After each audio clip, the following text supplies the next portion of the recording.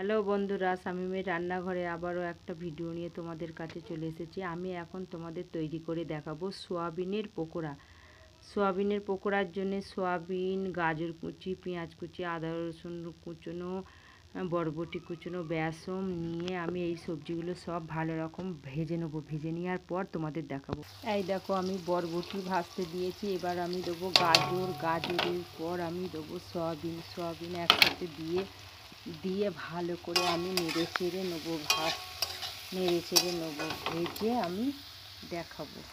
এই দেখো, সবজিগুলো আমি সব ভালো করে ভেজে নিয়েছি। এবার আমি কিছু মশলা দেবো। এখানে আছে আদা রসুন বাটা, পেঁয়াজ কুচো আমি এর সাথে দেবো।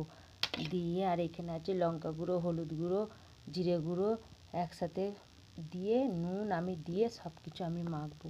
তারপর আমি দেবো বেসন দিয়ে আমি তোমাদের ব্যাটার তৈরি করে দেখাবো।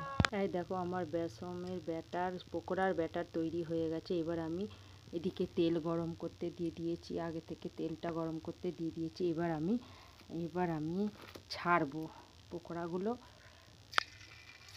ছাড়বো।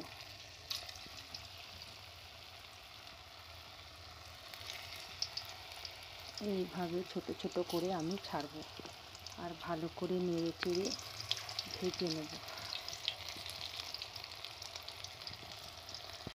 এই দেখো, আমার পকোড়াগুলো লাল লাল করে ভাজা হয়ে গেছে। এবার আমি তুলে নেব।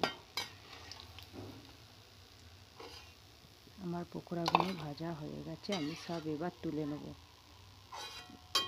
এইভাবে আরও কিছু পকোড়া আমি ভেজে নেব।